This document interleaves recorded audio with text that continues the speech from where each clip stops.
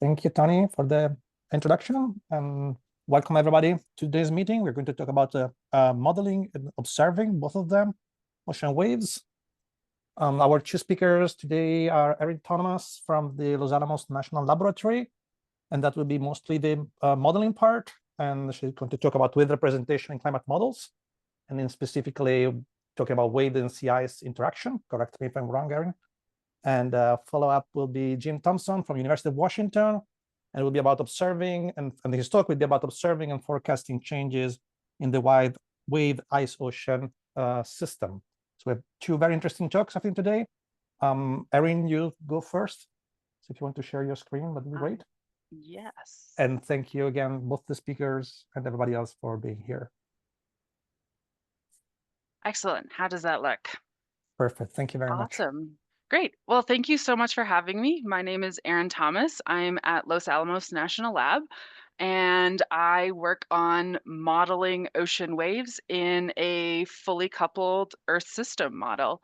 The Earth system model that we use and develop here at Los Alamos is called E3SM, which stands for the Energy Exascale Earth System Model. And I will be going over some of the recent developments and capabilities to do with how we are modeling ocean waves. And so just a quick overview of the importance of ocean waves in a coupled Earth system. Hopefully, I don't have to stress how critical ocean waves are in a fully coupled system. They have a really large impact on everything from the fluxes that are passed between the atmosphere and the ocean. They also impact upper ocean mixing processes, as well as wave ice interactions in polar regions. So for instance, waves are capable of breaking and moving sea ice around. And so we are interested in simulating all of this in our coupled Earth system in E3SM. And I will talk a bit about our current capabilities and where we're going to be going in the future with this. So E3SM, like I mentioned, is a fully coupled global Earth system. It's really targeted for exascale computing, specifically on the DOE advanced architecture machines. One of the really great capabilities of this model is our unstructured mesh system, which I'll talk about a little bit in a few slides, which allows us to put resolution, horizontal resolution, in regions where we're really interested. For example, around coastlines or in polar regions.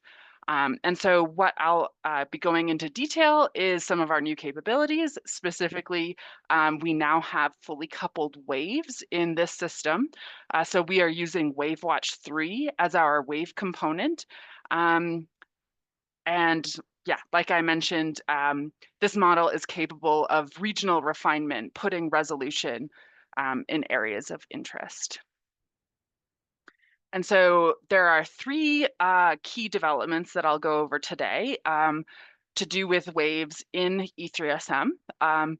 WaveWatch 3, again, our wave component, is on an unstructured mesh, which I'll show in the next couple slides. So we have this set up to have a 30-kilometer resolution along the coastlines, along ice shelves, and in shallow regions. So we're resolving areas where waves are really important. And then we go to a much coarser resolution in open ocean regions, mostly to save on some computational costs, because WaveWatch is a spectral wave model. It does, in fact, cost a lot.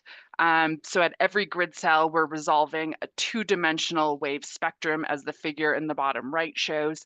So we're resolving waves at several different frequencies or wavelengths, and how those different wavelengths propagate in 360 degrees of direction. And so this is very computationally expensive. And so to counteract this, we have about 200-kilometer resolution in open ocean. The second capability I will talk about is the full coupling between the wave model, the ocean model, and the atmosphere model in terms of momentum coupling especially. And then lastly, which is my area that's near and dear to my heart, is how waves and sea ice interact. So I will talk about the most recent developments to do with how we couple waves to the sea ice component, which includes a sea ice flow size distribution, as well as a braking scheme due to waves and how this interacts in a fully coupled system. So first we'll go over the unstructured mesh. And so this is what our unstructured mesh looks like in E3SM. The blue hexagons in the background is our ocean and sea ice mesh. And then over top of this in the blue or in the black triangles is the unstructured wave mesh. And you can see here we're zoomed in on the north slope of Alaska. You can see that the wave mesh and the ocean mesh exactly match at about 30-kilometer resolution along the coastlines and in shallow regions. And then as we get coarser out into open ocean areas. Quick look at Antarctica. I mentioned briefly that we have resolution along ice shelves as well. So our ocean model does have oceanography underneath ice shelves. However, we designed the wave mesh to stop at the edge of the ice shelf. And that's what we're looking at here. So here's the Filshnerani ice shelf in Antarctica. And you can see that we've masked out the ice shelf region in the wave model. But we do resolve the 30-kilometer resolution along the ice shelf edge, regardless of how deep or shallow the ocean is at that point.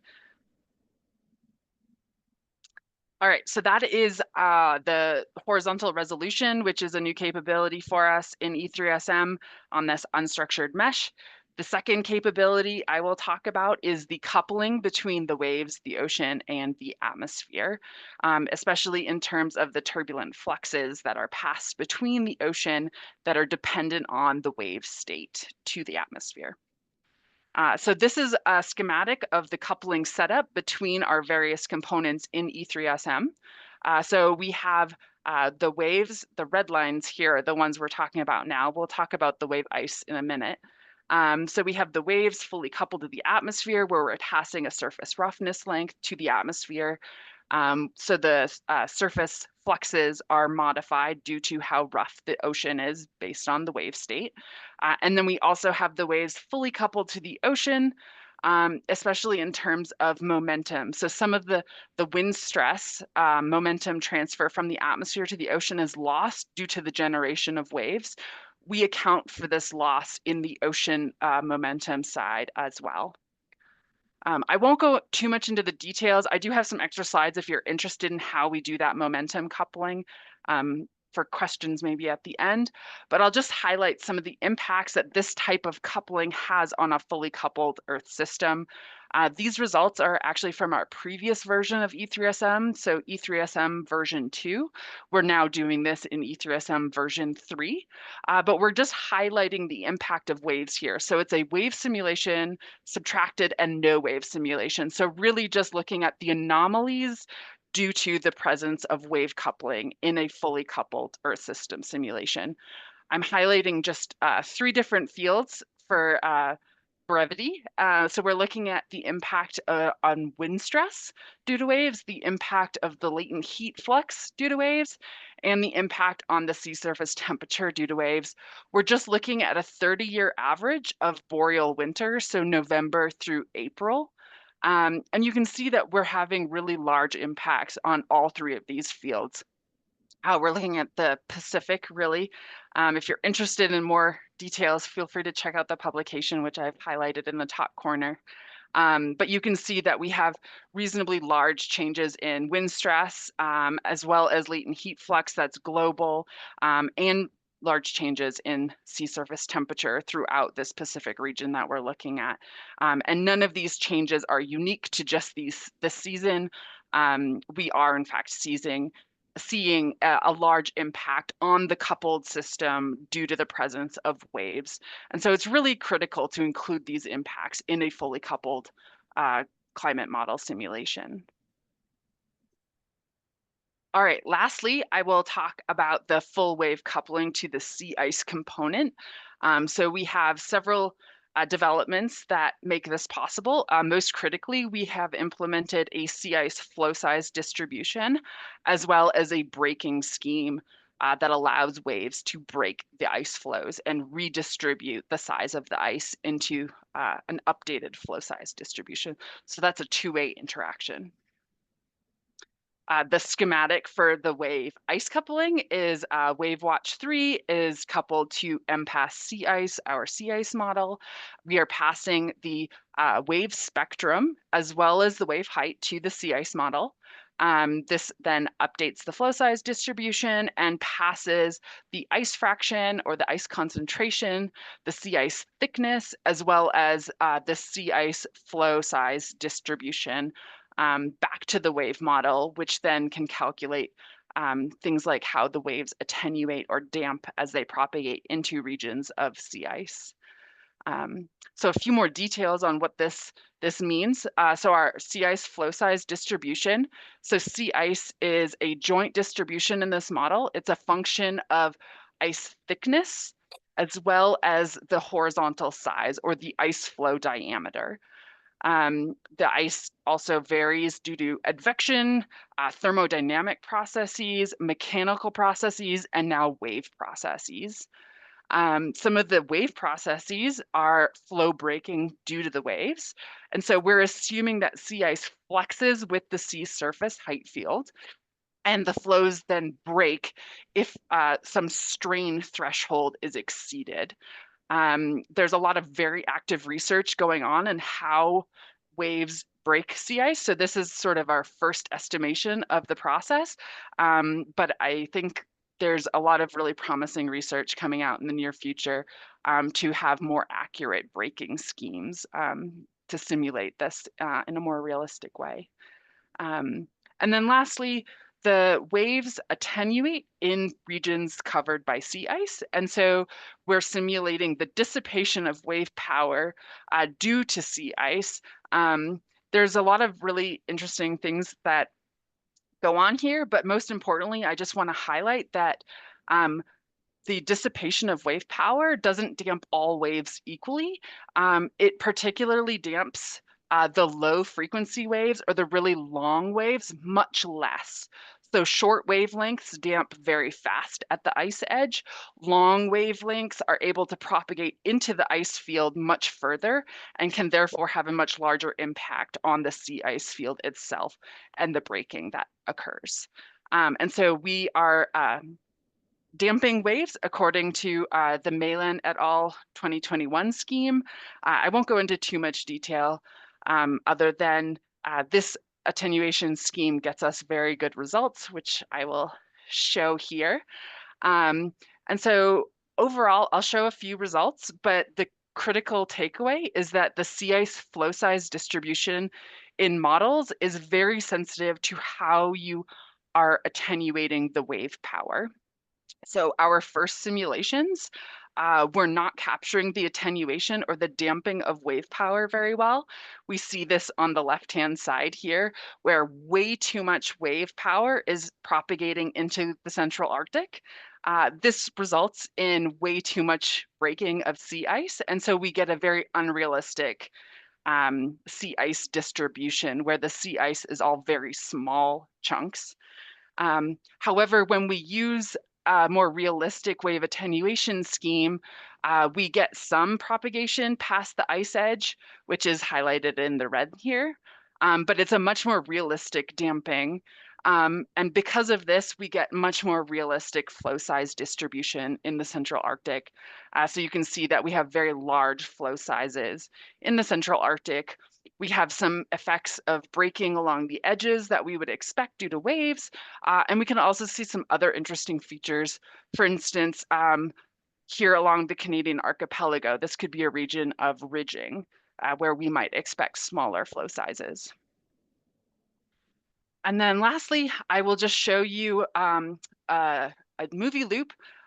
We have about a year and a half here showing daily significant wave height and daily ice flow diameter.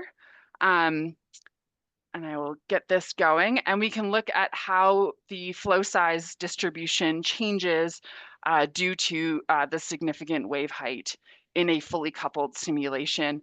And so we can see some really interesting features along the ice edge especially. We're capturing a lot of breaking. Here we're approaching the sea ice minimum, and you can see the rapid retreat of sea ice due to the season. And then as we approach the refreezing stage, you can see lots of really interesting features in the flow size distribution. Again, some of the cool parts that I'm interested in with this flow size distribution is areas along the ice edge where we can see the impacts of the wave field. But there's really a lot of cool research that we can do with these capabilities now. And I'm really excited to start exploring some of these. And so I will leave you with just a quick summary. So several of our recent wave coupling efforts in the global Earth system model called E3SM include putting WaveWatch on an unstructured mesh. We have full coupling between the waves, the ocean, and the atmosphere, which can impact the global climate. And we also now have wave sea ice coupling. And so we can start studying the realistic sea ice behaviors, such as areas of ridging, the marginal ice zone, ice breaking processes along the ice edge, along with many other very interesting studies. So we're really excited to start studying the impacts of waves in our climate system. Yeah, thank you. I would love to take questions. Thank you, Erin, for this amazing talk. What we can do is there is one or two question right now. We can put a couple of minutes there, and then more questions towards the end. If anybody has a question, please probably just unmute and speak up is the easiest option.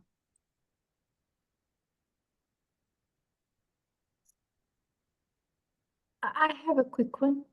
Yep, go ahead. So about the waves that do not go underneath the ice shelves, I assume that they're it makes sense physically in the sense that I assume that they won't propagate that much under ice shelves, right? That is our assumption, especially for the first attempt here. We assume that the ice shelf is thick enough that the ocean surface waves are not going to be propagating underneath the ice shelf. But there could be some really interesting wave ice shelf interactions. For instance, if sea ice doesn't exist, do strong wave events, especially in the Southern Ocean, you can get really large waves. Does this lead to ice shelf breaking events? I would love to start studying some of those impacts too. But that is for future science. We don't have that capability yet. Okay, thank you. Yeah. Good talk.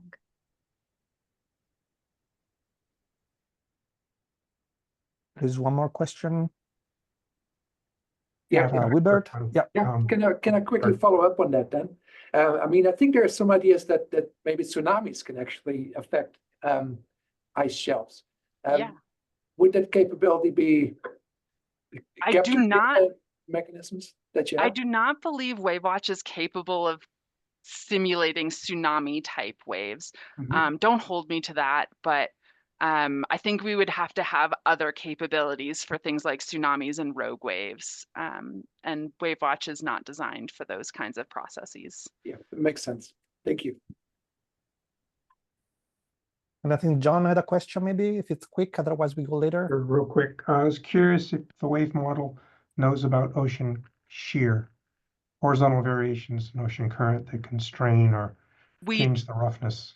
We do have it coupled with ocean currents as well. So yes, the wave model is aware of what the ocean surface currents are doing. So what are the prospects of doing this at 3 kilometer, not 30 kilometer, given the scale of currents? I think that would be a really interesting study. Going down to 3 kilometers, I'm not sure if our ocean model is capable of doing that. WaveWatch is fully capable of simulating very high resolution like that. I think I would have to talk with our oceanographers about the capabilities of MPAS Ocean and whether or not that can go down to 3 kilometers. It can, yeah. CAP is saying the same. Yeah. Okay. We should talk then. That would be a very interesting study. Thank you. And thank you, Erin. I think we move on to the next talk, and we can come back with more questions later, most probably. So Jim Thomson from University of Washington. Thank you. Yeah. Okay, let me make sure I'm in presenter view. Thank you. Yes, it's good. Okay, great. Thank you. Thanks for having me. Hopefully this will really dovetail nicely with Erin's great talk, and you can see some things from the observational side that are sort of supporting all of that two-way coupling and all the effort to have two-way coupling across all these different processes in the model. And maybe I can point out some places where there's definitely still work to be done. And a lot of that is, related to John's question about, at what resolution are we capturing processes and not? Because for almost any process, if you look in greater and greater detail and resolution spatially, you find more, right? That's just a kind of a constant thing. So here's a nice picture of a buoy in the marginal ice zone, some brash ice that's been broken up, and this is how a lot of these measurements are collected, which does mean they're often pretty sparse relative to a model having that beautiful unstructured grid everywhere and seeing everything everywhere. But we do what we can with those sparse observations. So to set the stage, I just want to remind everyone there's a lot less ice in this community. I'm sure everyone is very well aware of that. I've picked one example from summer 2020, and I'm picking an aerial extent. Of course, there's a volume calculation that is equally important and equally dramatic for how much ice has been lost. But if you only think about sea ice, you might not be aware that coupled to this loss of ice is a dramatic increase in surface wave activity. So if you make some measurements and do a classic scaling for how much wave energy is available relative to how much space is available, that space we call the fetch, the amount of open water available to generate surface waves, you get scatter plots like this. This is non-dimensionalized, so the wind effects have been removed from this analysis. That's the whole idea behind it. It's a classic analysis that's been around since World War II and the work of Sverdrup and Monk. And we see that the amount of wave energy normalized for wind is very closely related to the amount of fetch normalized again for wind, and they mostly lie on this line that's expected, and then there's some things that scatter off the line, and those are where there's strong wave ice interactions happening, so something more local happening that's interesting. But in general, if you have less ice like you do over here, then you have space to generate more waves, and that makes a lot of sense. So we know that very well from observations, and it's very clear from the models.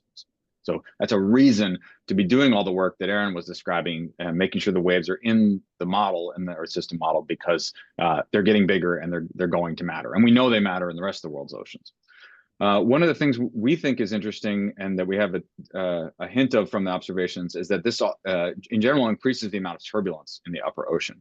Not just because the waves alter things locally, but also because as the waves lose their energy propagating into the ice, as they attenuate, some of that energy is being transferred into turbulence in the upper ocean. And so we think that's important also. So in general, there's more open water, that means more waves. And these waves really change the energy and momentum in the system. Okay, here's a video just to make sure we're all on the same page physically.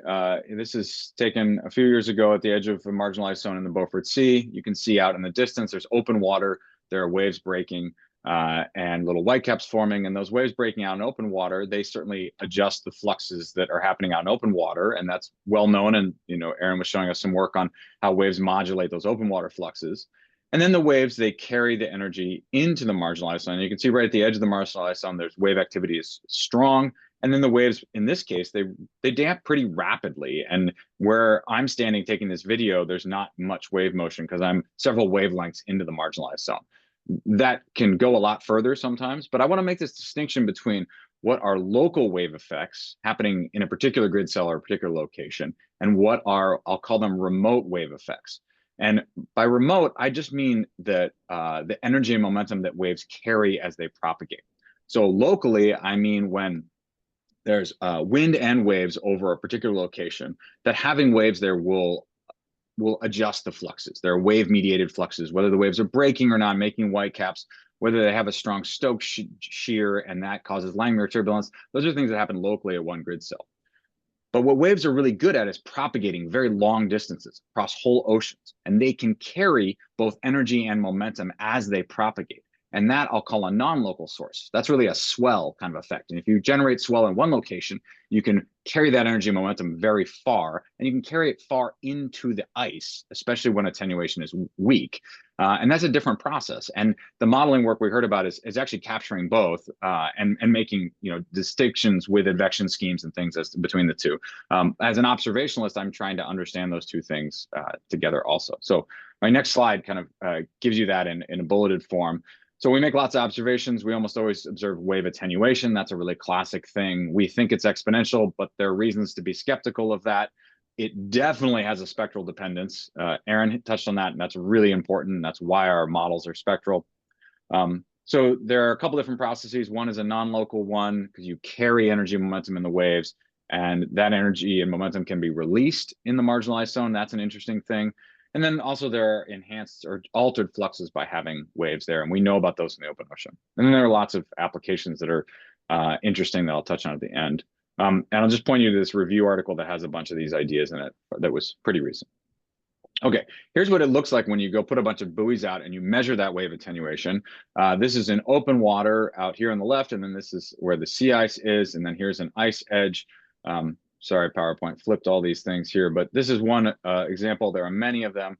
The idea is the wave heights are about 2 meters out here in open water. They don't change in open water unless there's really strong wind or there's shoaling or these other processes, but those are all slow processes. Those are not sharp gradients. Usually, so waves to first order are pretty constant out in open water. They encounter the sea ice and they rapidly attenuate. Did these observations look exactly like an exponential decay? No, not exactly, but it's still a pretty good model and we use it most of the time. And this is just the bulk wave height. This is just a attenuation of wave height. Well, actually, it's spectral. Erin made that point, and I'll make that point again here. So if you look at the wave energy as a function of frequency and you color it by distance into the ice, you say that out in open water at 0 distance into the ice, you get this pink line, and you get this long tail of the spectra. That's a really well-known thing, and the wave models are solving for this. And then as you go further and further into the ice, you lose the tail. You preferentially attenuate the high frequencies. You often keep the peak or the lower frequencies, the swells. You keep those for a while as you go into the ice. This only goes a few kilometers. So this whole thing I'm showing you here all lives within one of those grid cells we were just talking about, which, that's a resolution issue. But you could run WaveWatch 3 at a much higher resolution. You could capture this. And I think the wave ice routines that are in there can capture this. They need some tuning to do it, in my experience, but they definitely are capable of reproducing this if guided correctly. Plenty of other examples for that, including some of the work where those WaveWatch 3 routines were developed by Eric Rogers and others almost 10 years ago now. So we know about this spectral stuff, and we can do it pretty well in the models. Again, to make it physical, here's a video of what that looks like in one example with pancake ice, where waves are rolling through. And if you could hear the audio of this video, it is really windy. The winds are like 30 knots in this video, but you don't see the surface roughness that you're used to seeing when you're out on a windy day. You don't see the little white caps and short roughness waves, because those are the high frequencies that have been preferentially attenuated. They're gone. All you see is the swell rolling through. So that's what we mean by that spectral attenuation.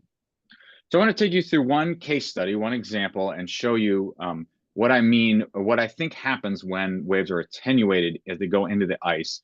And how energy and momentum are carried by the wave. So this is the remote part, right? There's energy and momentum that the waves get from the wind somewhere over here, and they carry it into the marginalized zone. So here's a marginalized zone here. Waves are generated out here, they propagate in here. So now I'm kind of rotating everything and making a clean geometry for you, where the blue is open water. There's a buoy that gets placed out here. That's kind of our incident condition, our null case. And then these black dots are a total of 3 other buoys, 1, 2, really paired together, and then a third one here. They've placed in the ice. The ice is mapped with a shipboard radar, and the ship's driving around the whole time, so it maps out where the ice is. And then everything's happening on the scale of a few kilometers. So again, this is sub-grid scale for what we're just talking about, but I think it is indicative of a larger process that does happen at those larger scales, depending on what the wave field is doing. Okay, so out in open water, there we measure an incoming wave spectrum. It turns out to be very oblique, and that's important for this problem. So there's this theta here and this blue arrow. That's where the waves are coming in. So they're coming in and they're meeting the ice edge very obliquely. And what happens will happen. I'll preview here the answer. I'll spoiler alert, the waves attenuate as they go into the ice along this axis, because that's the direction the wave energy is propagating. So there's a ray path for that wave energy. They're going to lose their energy as they go, and they're going to lose the flux of momentum that they were carrying. And that's got to go somewhere, right? Energy and momentum are conserved in the universe. So if the waves are losing it, it's got to go somewhere. And I will argue that it goes into, in the momentum sense, it goes into moving the ice and the ocean below it. And in the energy sense, it goes into turbulence, maybe also some collisions between the ice. Certainly, there are other processes. Okay, here's what the data look like. Or here's a movie. This movie is merging the shipboard radar. That's the gray circle that moves around. So that's the radar footprint, and we drive around with the ship and see this happen. And then those are the buoys drifting around. This plays in 10 seconds, but this is really 8 hours of data that unfolds. And it has reasonable stationarity. The conditions are pretty similar over those 8 hours. So I'm going to lump all that data together for that 8 hours, show you what the waves do. This is wave height as a function of distance into the ice. The dots are all the observations, merging all 4 buoys together, and they move around. So I kind of map out across this X ice coordinate, and then I fit an exponent to it. Again, exponential decay is an okay model for this. It's not perfect. And then I look at the velocities that are measured by the buoys as they drift around, because they're mostly Lagrangian. And I look at the velocities we get from the radar, because this is a coherent radar that can do 2D velocity fields. It's a wonderful tool when you're in the marginal ice zone. And here is the component I get along the ice. Looks like this. This is velocity in meters per second in the same coordinate system along the ice. And so here's your big hint right here. It has a decay shape that is really similar to the wave decay, right? The waves rapidly decay into the marginal ice zone. And there's a velocity that's very strong right at the edge, and it rapidly decays. Not to zero, but to some background level. I'll get back to that. But it has a shape that's pretty similar to what the waves are doing. So there's your first hint that this has some relation to the wave physics. And now you can do a momentum balance and demonstrate that that probably is true. We know from lots of other work in other regions how waves, the flux of momentum carried by the waves. We can do a steady state momentum balance. We can try to balance it with drag in the ocean below, and we can get something that comes up with a model that works pretty well. I won't carry you through all this math, don't worry about it. But the blue line works pretty well as an analytic model, and it matches the data. So that makes us think that, yes, this is a wave-driven process. It's pretty good. Is it the whole story? No, there's still wind. I'm not going to stand here and get rid of Ekman. That would be terrible. There's wind here, and it's giving this background level, right? The wind is acting over many, many kilometers, and it doesn't have this sharp gradient. The sharp gradient is here right at the ice edge because there's a wave gradient there. When there's a gradient in the waves, as we're releasing momentum into the ocean and the ice mixture. And then the wind is providing this background thing that's over much, much larger scales. So both are important. And these are both, this is what a coupled modeling system can do. It can have these different forcings in here that make a net ice transport. I haven't talked about breakup or any of that stuff yet, which I think is really important. I'm glad Erin touched on it, but this is just transport. Okay, we think the same thing happens in terms of energy, and we think there's we measure very strong turbulence just beneath the ice, right at the ice edge. So the waves are also losing energy as they come in, and that we think is going into turbulence in the upper couple meters of the ocean. For time, I'm just going to keep moving on. I'm going to keep moving on and say, this is my last slide on this idea of remote stuff, that the waves are made somewhere else and they carry things into the marginal ice zone, and we need to know about that, to know what the ice ocean system is doing in the marginal ice zone.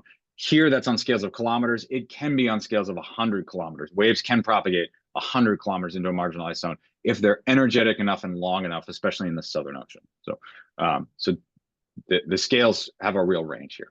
Okay, shift gears. I want to talk about the local stuff, which Erin touched on, which is that waves do affect fluxes and everything else in the open ocean. So here's an example that was a paper by Maddie Smith several years ago now, where we were out in the fall in the Beaufort Sea, and we had lots of buoys out, and we had an event where there was some ice forming. So here's a map, here's the buoys and the ship track, and here's some ice that was forming. And it's in October, and ice formation should definitely be happening. There's lots of cooling, the atmosphere's cold.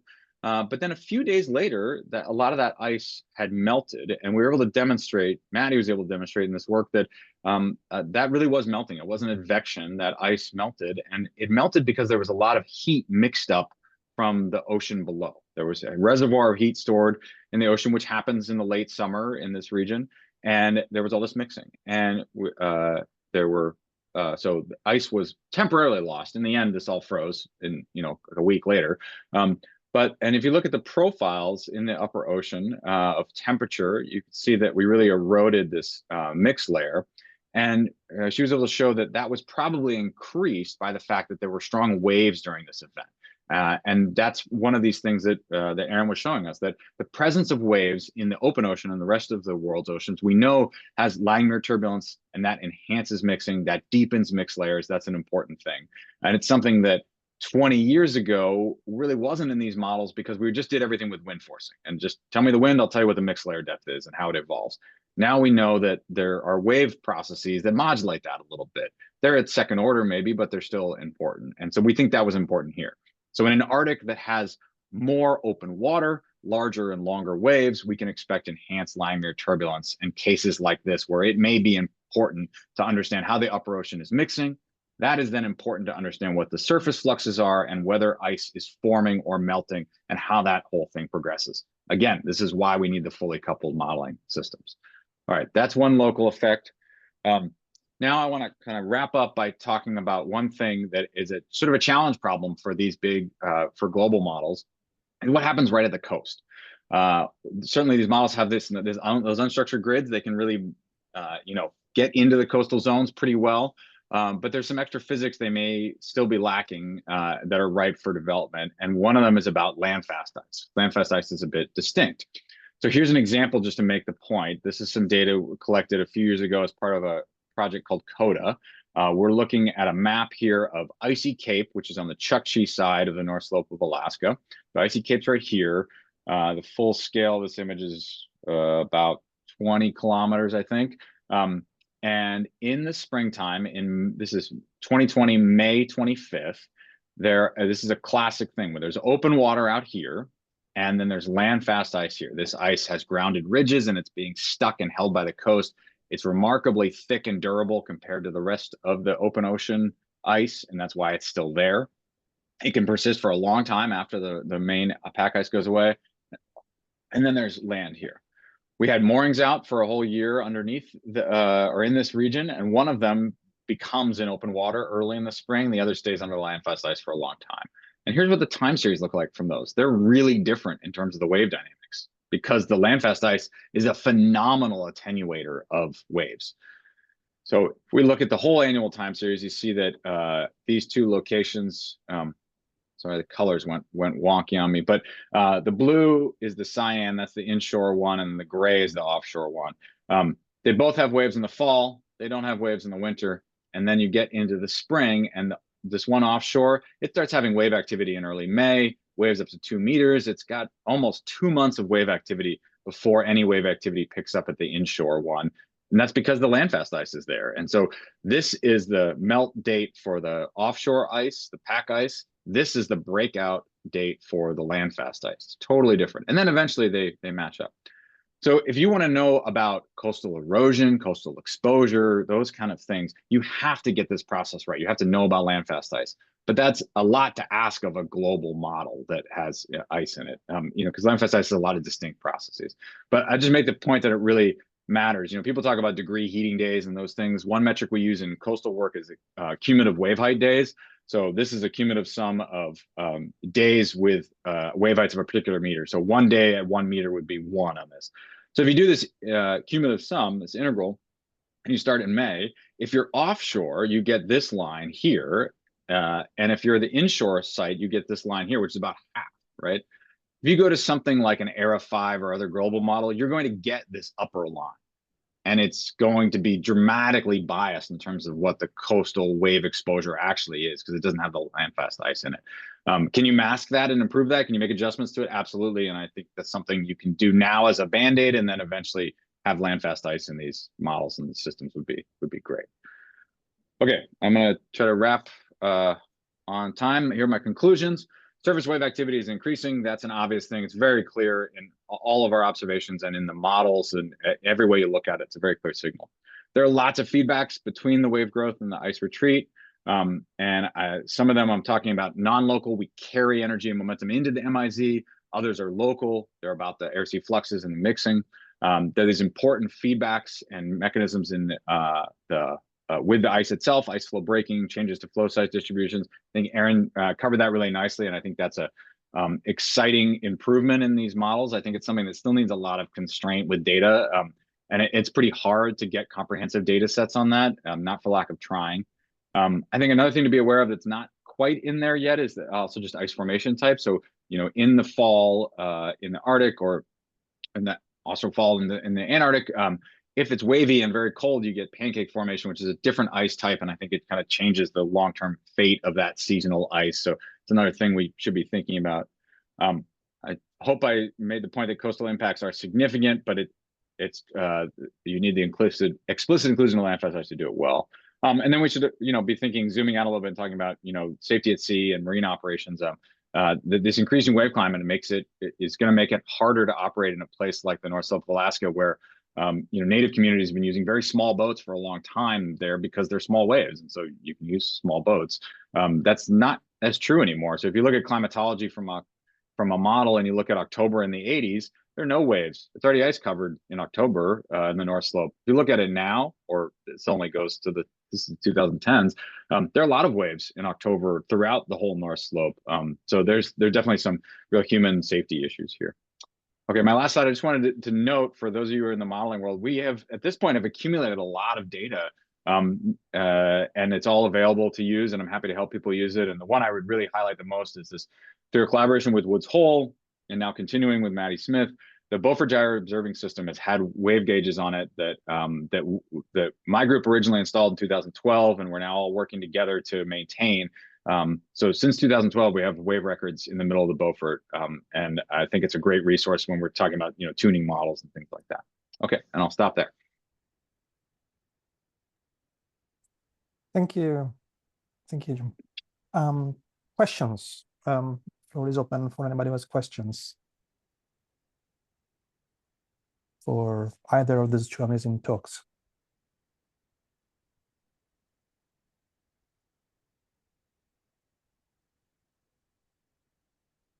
Yeah, I guess I can start with one again. Thanks, Mina. Go ahead. So I'm curious. So I understand that the momentum exchange can happen for, hundreds of kilometers within the ice, depending on the wavelength. But I was wondering, the actual effect on the sea ice in terms of ridging and breaking of the ice, is it something that happens, I assume, within a certain ice thickness range below? Is it below 1 meter, below 2 meters? Just curious. Oh, that's a great question.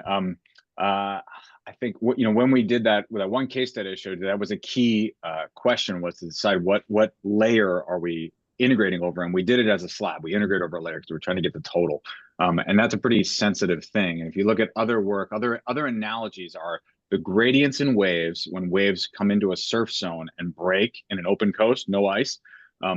There is strong vertical shear in the momentum that's imparted to the surf zone when that happens. So that's a known thing.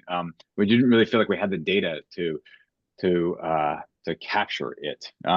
So my personal intuition is that it's pretty shallow. It's only, and that work was in Arctic seasonal ice that was 1 or 2 meters thick. And so I think that's where a lot of it is happening. I think there's a distinction between the losses that are due to flow fracturing, which are clearly must be about the thickness of the ice itself, and the transport mechanisms that are happening because of those wave gradients. And those might include some of the ocean below in that transport. And those are both need to be accounted for. If we're going to do a total energy budget or a total momentum budget, we should have all those processes in there to do it the best. And the easiest thing I can do as an observationalist is just do a vertical integral and say, well, I've got a total budget and I haven't really had to say too much about exactly what's happening in Z, but clearly what's happening in Z is important, and it's got to be important for the model to get the ocean below correct. Over. Yeah. Thank you. Yeah. Wilbert, yes. And Yes. then, yeah. Thank you. Very interesting presentation, Jim. Thank you very much. So my question is, how much do we know about the wave field in kind of in a real time fashion? Are there any kind of monitoring programs, either by, I don't know, very sparse tide gauges, or maybe satellite or something? Yeah, and so in real time is you're really specifically thinking of. Yeah. Yeah. So right now there are not, you know, in the mid latitudes, there are wave buoys all up and down both coasts of the US and whatnot. We get wave data all the time. Right? And then there's also the it's a sort of mostly for commercial uses, but these drifting spotter buoys from SOFAR Ocean are drifting around the global oceans and also providing real-time data, which they use in a simulation version of WaveWatch 3 to really improve the accuracy of WaveWatch 3. So those exist, but not much in the polar regions, right? And there have been a few of those drifting buoys put out in the polar regions and used in that system. My group is now making small air-deployed buoys that are going, and we're doing more and more of those. Last year we did about 20 of them. This year we'll do more like 30 of them. That data is all very public and available through an API. There's no token or login or anything. And that's so we're starting to do that more. They just drift around and go where they go, so they're not as useful as a monitoring thing for a particular location. But there's more work that's going that direction. There's the Backyard Buoys program, in which native communities along the north slope of Alaska are putting out moored spotter buoys, and that data is mostly available in real time publicly. So it is coming along, and then every now and then NOAA will do sail drone missions up into the region, and they have wave data that's publicly available. It's a truncated spectrum, but they do it. We sometimes run our wave gliders up there. That wave data is publicly available. And this is all for the real-time stuff, you know, but I think we still lack something that's a really comprehensive real-time wave observing system for, especially like, let's say the US Arctic, Western Arctic, where we know every year there's going to be a lot of open water. There's going to be a lot of wave activity for 3, 4, 5 months. A systematic way to sample that is still a bit lacking at the moment, but piecemeal we do have it, and it's one of the things I would love to see happening in these Earth system models is to do a simulation. I mean, it's kind of an obvious next thing to do. It just, if everything's drifting around and moving, it's a little bit hard to do. I know it's even if it's obvious, that doesn't mean it's easy. It takes time and money, but we done. Okay, so I gave you a little bit of a laundry list. That answer your question? Yes, just one follow-up. The figure that you showed with the October 1980s versus the 2010s, where's that data based on? That was ERA 5, so that's the WAM model. Just because it was easy to use, I'm not advertising for them in any way. I think there's all sorts of problems with that, but anyway, it was easy to use, so I did. Great. Hey, thanks very much, Jim. Appreciate it. Jim, yeah. Okay, Jim, great talk, and really interesting because we are doing the same thing here too, and in the Great Lakes and in the Arctic,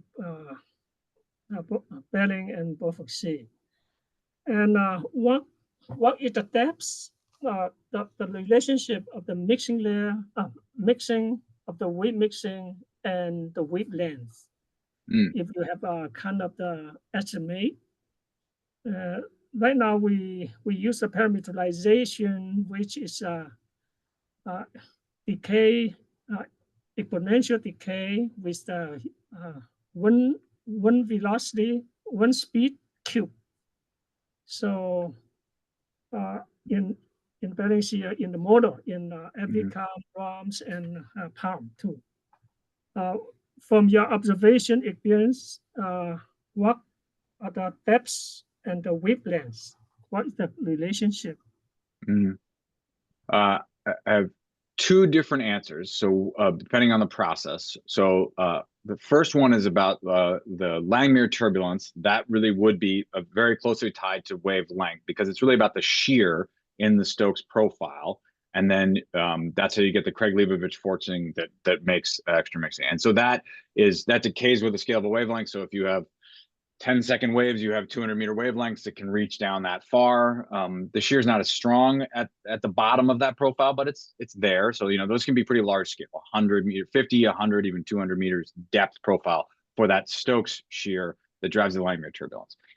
separately at a much, much shallower scale when there is wave breaking happening in the open ocean, whitecapping, or when you've got these wave turbulence interactions happening with the ice, with brash ice that's all broken up and waves attenuating there. I think those scales are meter scales. They're very small, and I would scale those with the wave amplitude or height and do an exponential decay there. So that's something like a z over h non-dimensional to the -2, -1, something like that. So it's only the upper few meters that I think really get any turbulent flux. And I would scaling it with U star cubed in the open ocean, that's fine. That's a pretty good proxy for the wave breaking turbulence in the open ocean. I would definitely not do that for this the one that's caused by the waves attenuating in the ice, right? I would measure the gradients, or I would have some estimate based on what I think the attenuation is and what I think the incoming wave energy flux is, and then that's a d by dx of ECG. That gives me a flux, and then I would use that in the same kind of vertical decay. So is that a complete answer? Yeah, thank you. Cool. We might have a time for one more question, I guess.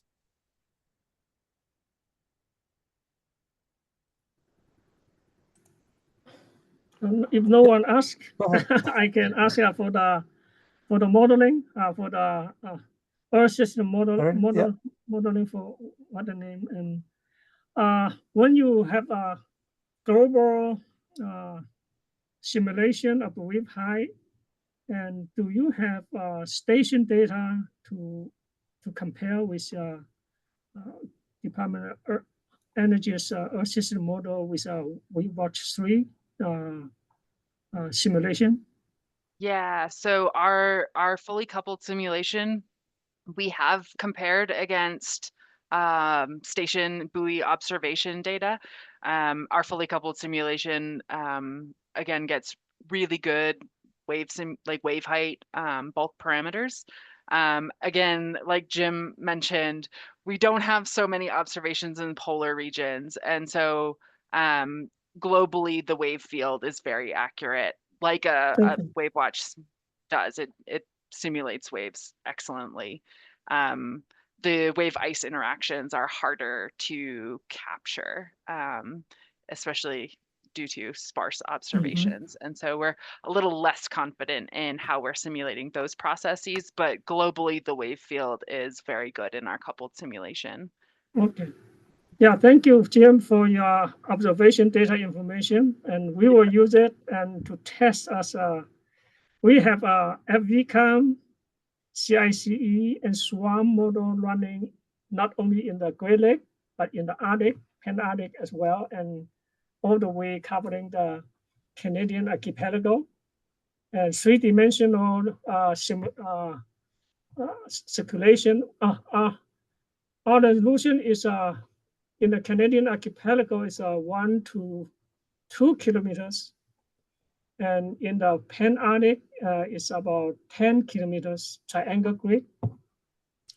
And we found the ice concentration can have a like everyone is a 10, 100%, but have a crack along the in the ice. I think the marginal ice zone, and we can see the crack and a fracture, and we also can see our the wave penetrate into the ice, under the ice, and still we can see the 100 kilometers away, still can see 10 centimeter wave height, singular wave height. So I hope sometime I present some of the results here for discussion. So we are not really sure, and so I hope this is a very, very useful platform. Fantastic. Thank you. Well, I think we almost at the end of the hour, so we can wrap it up here. Tony, I don't know if there is any announcement or anything. Go ahead. Yeah, if so. yeah. Thank you, Gianluca, and thank you, Jim. Thank you, Erin. Thank you, everyone, for joining today. Not too much from my end. I am gonna re-add the links to the chat where the recording will be posted later today, as well as put a link in the chat. Hopefully this form works with just if you've got another topic that you'd like to see this community of practice, physical oceanography cover, or one of our other IARPIC teams or communities cover, we've got a form in the chat for submitting any ideas. So I think those are the 2 items for me, but thank you again, everybody, for joining today. That's great. Thank you, Tony. And then thank you again to the speakers, Erin and Jim. Great talk, super interesting. And thank you everybody else for being here today. Yeah. And we'll see you next time. Thank you. Thank Thank you. Bye. Bye-bye.